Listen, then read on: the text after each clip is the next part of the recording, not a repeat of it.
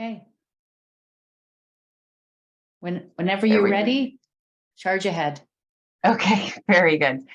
I was just getting all my windows in place. All right. Well, welcome everyone. Thanks for joining me. This is Adaptable Assessment Design. And I've got the chat and everything open, so I like these to be fairly interactive. If you have questions as we go along, please feel free to post and ask there. I'm also going to share my link for the slides so that you can follow along on your own screen if that's easier, or you can just look at the Zoom screen. Either way works. Okay, so I am Suzanne Wakim. These are the things that I do. I'm a biology teacher, but I also do student learning outcomes, distance education, and open educational resources for a small community college up in Northern California. And the reason this is, I think, relevant to what I'm presenting here is the idea of adaptable assessment really came about as an interaction between my student learning outcome work and my distance education work, especially when we all transitioned to online. One of the main roles that I have is to train faculty in designing online courses. And when everybody moved online all at once, the biggest issue they had was often the assessments. How do we transition our assessments into this new modality? And what I started realizing is we need to design assessments that are easy to adapt because you just don't know when things will happen. I live in an area where 2 years before COVID, 2018 or so, a fire took out most of our town and we had to go online for the second half of fall semester. And these are just the things that happen, right? And if it's not a big global emergency, there may be individual student emergencies where the second half of the semester for them is just a disaster for their own personal reasons, unrelated to what we're experiencing. And so what I really started to notice is the courses that had assessments that were pre-designed to be adaptable had a much easier time transitioning than those that had the more traditional, what I call fixed assessments. And so what I want to do here is talk about some of the complications with fixed assessments, and then look at how you can transition assessments from more traditional to more adaptable.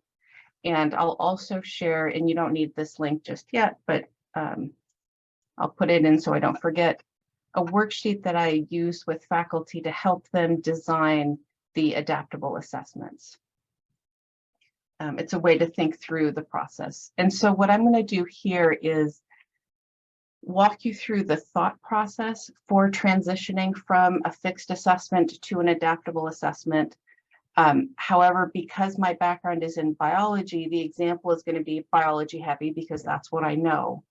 And so the worksheet is a way for you to think about how you would do that in your own courses or how you would train faculty to do that in their courses. Okay. The focus is on creating assessments that are adaptable, and I've already kind of discussed why that matters. We want to make sure that when we're assessing students, we're able to assess them despite anything else happening in their lives, in our lives, in the global lives. But equally important, we want assessments that are accurate. And this is back to my SLO world. If I'm going to design an assessment, I want to make sure I'm assessing what I think I'm assessing. And this is true, I think, for all of us as educators. When we make decisions on what a student knows, we want to make sure that we're basing that on an assessment that gives us that information.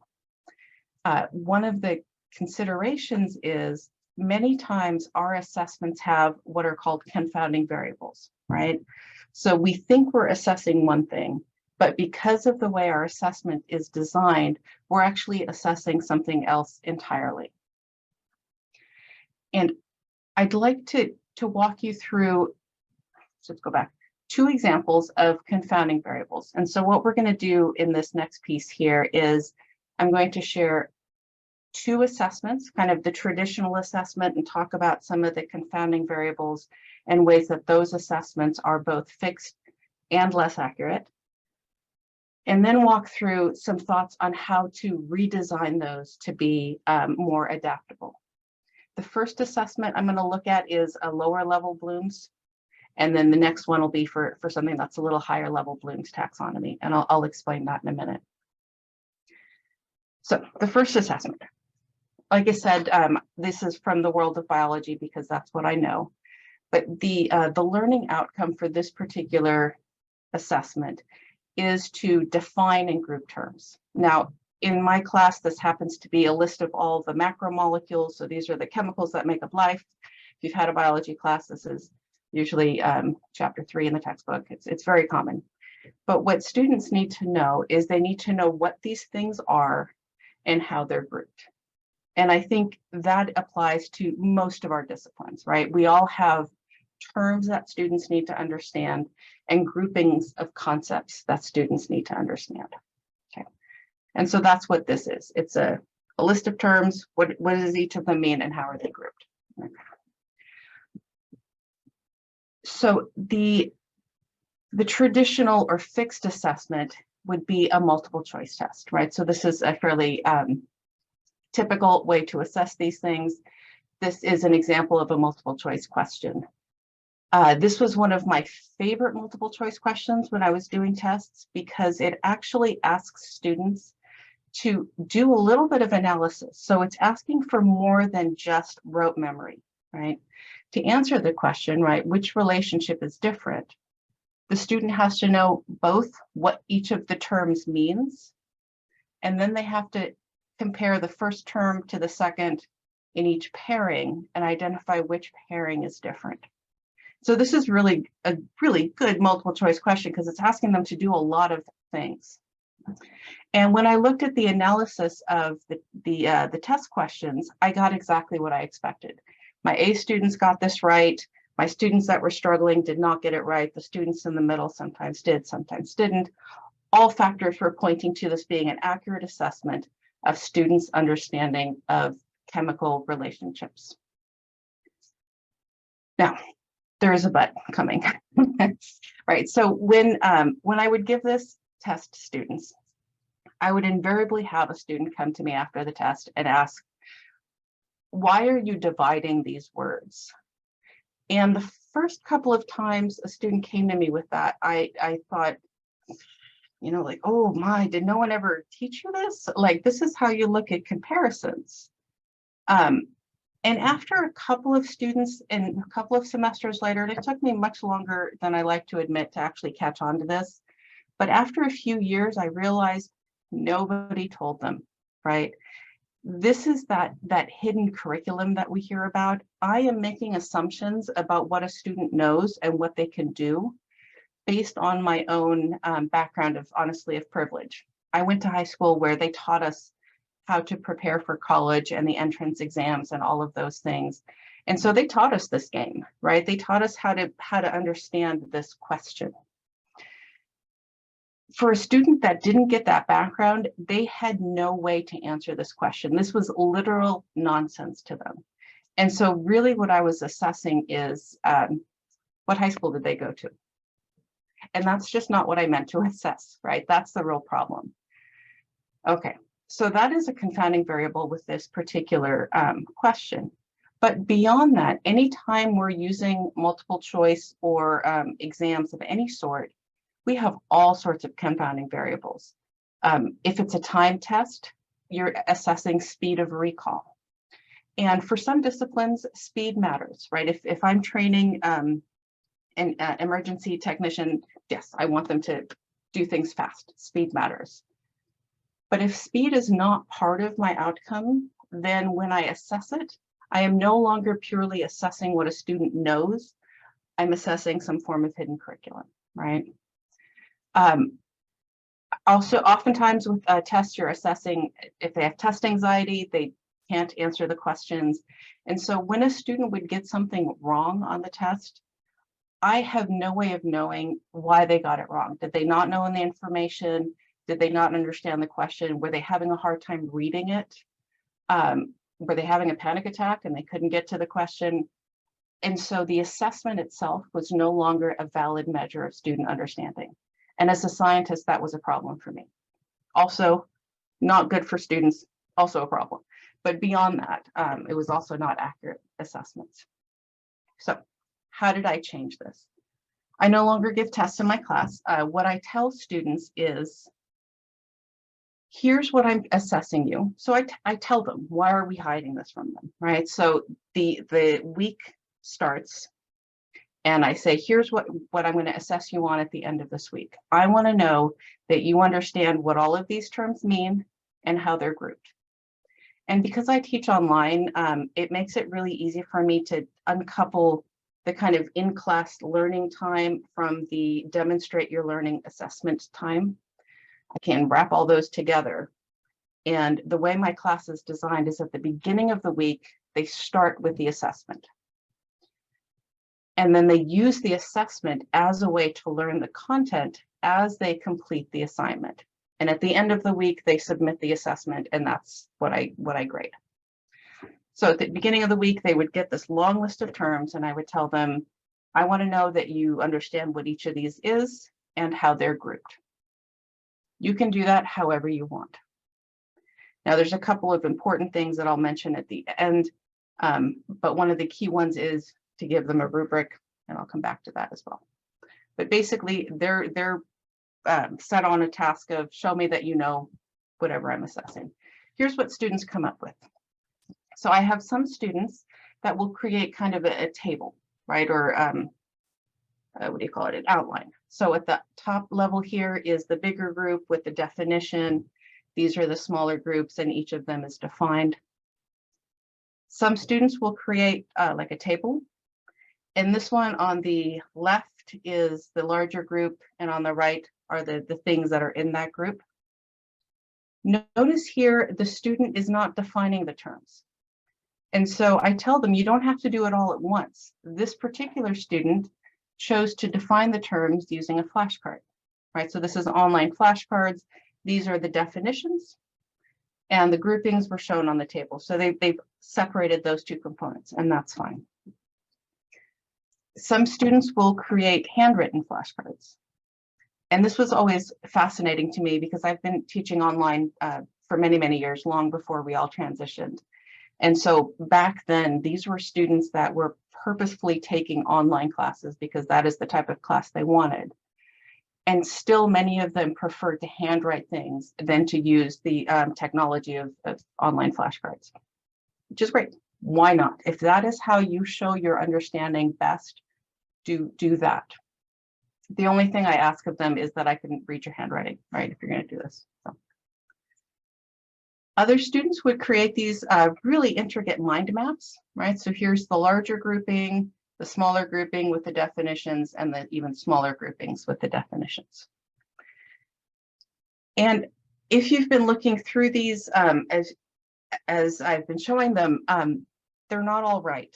I'm not choosing these because they're accurate, because this gives me a really great way to find misconceptions that I couldn't find before. So this is a good way to assess students because it becomes a conversation where I can see links that they're making that shouldn't be made in ways that I never could see in a multiple choice test, right? Because in multiple choice tests, the only wrong answers are the ones that I could conceive as being wrong.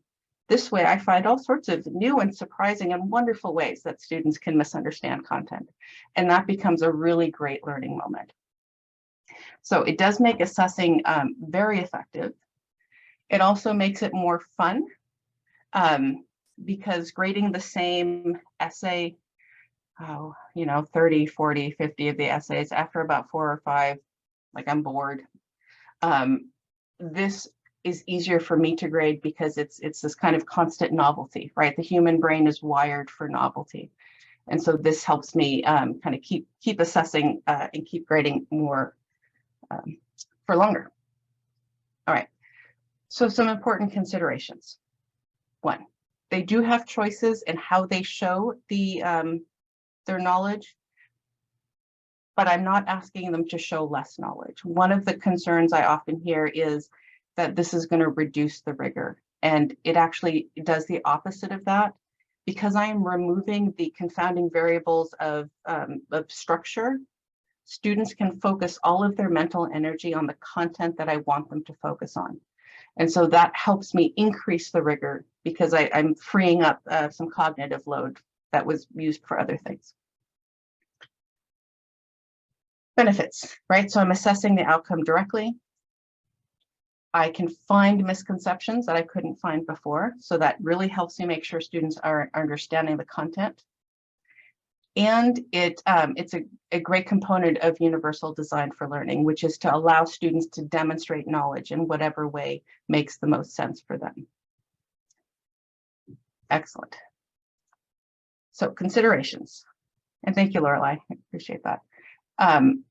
Make sure you scaffold this. If you're going to tell students, you can do whatever you want to show me your knowledge, just releasing them like that becomes frightening, right? So in early assignments, I show them different options. Here's what a mind map looks like. Here's how you can do flashcards. Here's some other options.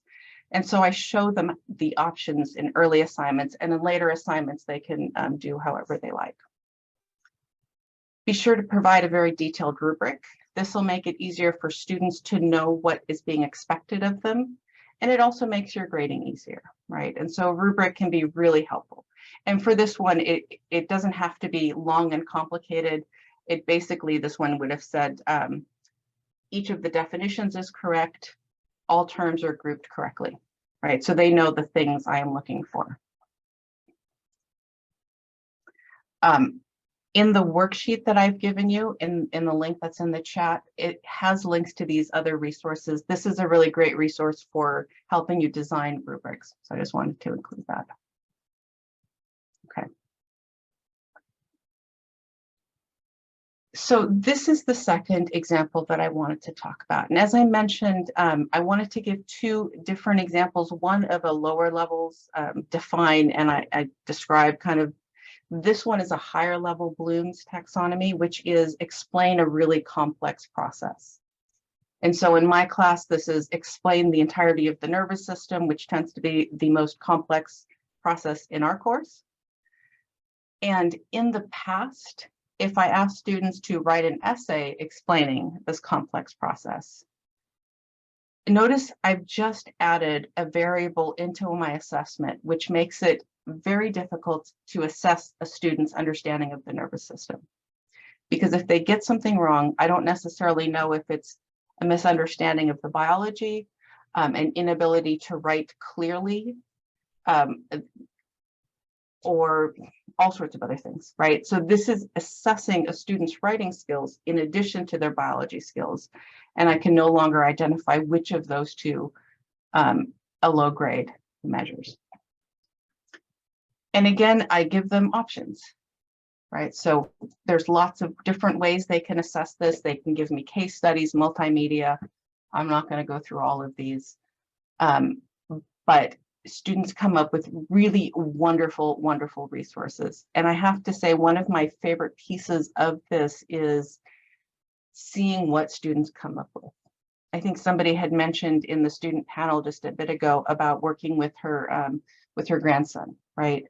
What a wonderful way to have a student both interact with her family and still have that time, those precious moments with children and grandchildren, while also going to school and completing schoolwork. And I've had students do similar things where they create assignments with their children, and how great that they're teaching their kids biology as a way to spend time together. I've had students who are art students create some really wonderful diagrams, so explaining things with pictures rather than with words, which is great. That becomes part of their portfolio that they can take on with them. Science illustration is a big in-demand field that's highly specialized. And so helping them to develop that portfolio ahead of time, I think, is a really wonderful use of their time in my class.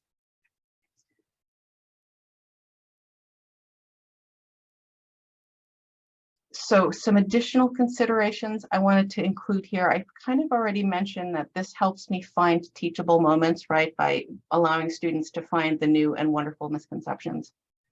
But I also wanted to say, if what you're teaching is writing skills, or if what you're teaching is test taking, right? So we have courses that lead to nursing boards, and the nursing boards are multiple choice tests. Then yes, we want to make sure we're assessing students in that area. If I'm teaching an English class, surely writing is a part of my outcome. But the point of what I'm getting at here is you start with the outcome and make sure that's the only thing that you're assessing, so that when you draw a conclusion about what a student knows, you're drawing it accurately, right? And so the reason I don't require my students to write is because writing isn't an outcome. Okay. Another component to this is if you want to include additional skills. So one of the skills I like to include is reading diagrams, because that's important and something that we don't teach often enough. I will have students do that additional skill in a separate format from when I'm assessing the outcome that I'm assessing. And so this isn't to say that you can't assess additional things, but when you're assessing an outcome, free it from all of the other constraints. And you do that by being very clear with students, here's what I'm assessing. Okay, and this last slide, and you have the links there, are all of the worksheets and such that I discussed. All right, so I wanted to leave a few minutes for questions, and I think I've left 2. So let me answer just one. So Heather, that's a great question. Our courses do have to have some writing, but we don't all have to write an essay. So I do have students do some writing, regardless of what they do. There has to be, even if you were to do a diagram, there would have to be some writing, and that does cover that. Questions? Yeah, absolutely. So let me start with the worksheet. Oh, and actually, you know what, let me, oops. There we go. I'm going to change my share. You should be able to see the worksheet itself. This is just a way to think through the process that I've discussed. So, oops, sorry about that. And so if you wanted to develop these adaptable assessments, you would start by identifying the outcome, then look at the assessment you currently have, then identify any confounding variables you can think about with your current assessment, then look at other ways of students. So currently I have them write an essay. How else could they demonstrate this knowledge? And from there, design a more adaptable assessment. And these links on the worksheet will all take you to resources that are helpful for that piece of the worksheet. And let me also share the slides. And I'm going to stop share because we are at time.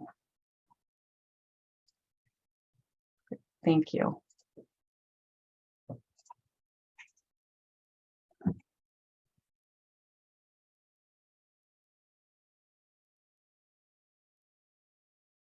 Sorry. Thanks, Suzanne, so much. It was an excellent presentation, and I'm wondering if you could email me the links that you've put in the chat, and then we'll have them and be able to share with participants when they request it. So thank you. Absolutely. We do have 2 minutes left if anyone has another question.